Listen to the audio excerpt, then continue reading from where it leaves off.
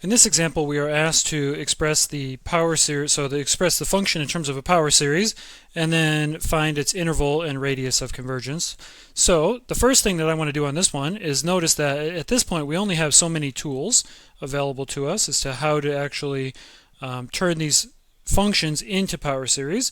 And the main tool that we have is the geometric series.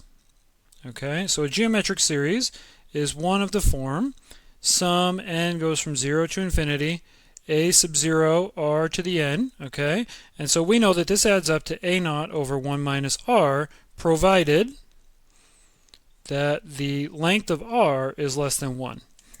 Okay, so this is our key tool that we're going to use throughout this section, just trying to write our functions as sums of geometric series. So the method here is that we start on the right hand side, we try to envision our function as looking like the sum of a geometric series, and then we can go backwards and write our power series in terms of this geometric series formula. So as we look at this function, we notice that this one is almost exactly the way we want it, right? It's a ratio. The r is in the denominator, so our x is going to be played, the role of the x is going to be played by r. Okay, and that's exactly what we want in terms of a power series. But the problem here is that we do not have a minus sign, right? So what we can do is we can swap out our plus with a double negative. And I'm going to write it even in parentheses like this. Okay, and for this sum now, what we see is that this term, this is our a naught, and this term, this is our r. These form then they are in the form of, I should say, they are in the form of a geometric sum. All right, so I'm painstakingly color coding all of this so that we can see exactly how this looks. And of course, based on this discussion here, our function is then equal to the sum, n goes from 0 to infinity, a naught r to the power n, where in this scenario a naught is 1. So this is sum 0 to infinity, 1 times r to the n. But r is negative 1, or negative x, okay? I subconsciously said negative 1 because I think that's what we're going to do in a minute, but let's write it out here. So it's negative x squared. That whole thing's to the power n, right? The entire r gets raised to the power n.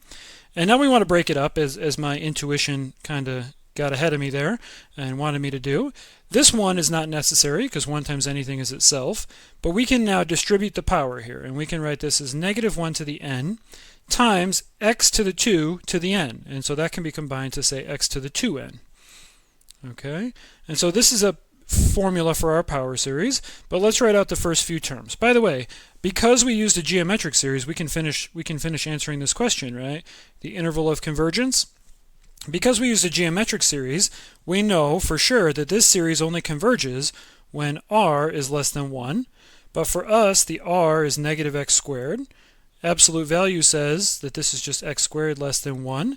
And x squared is less than 1 when the absolute value of x is less than 1. Right? And so the interval of convergence is just negative 1 to 1.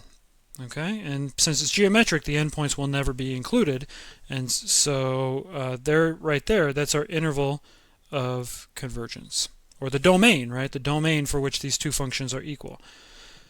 All right, let's write down our conclusion then. So what we've found then is on this interval, this is very important, right? This is not true outside of this interval, but on the interval, where x is between negative 1 and 1, our function f of x equals 1 over 1 plus x squared is equal to this geometric series, n 0 to infinity, negative 1 to the n, x to the 2n. And if we write out the first few terms, this is going to start with a positive term, so it's going to start with x to the 0, which is 1, minus x squared, plus x to the 4th, minus x to the 6th, plus x to the 8th, minus plus, etc.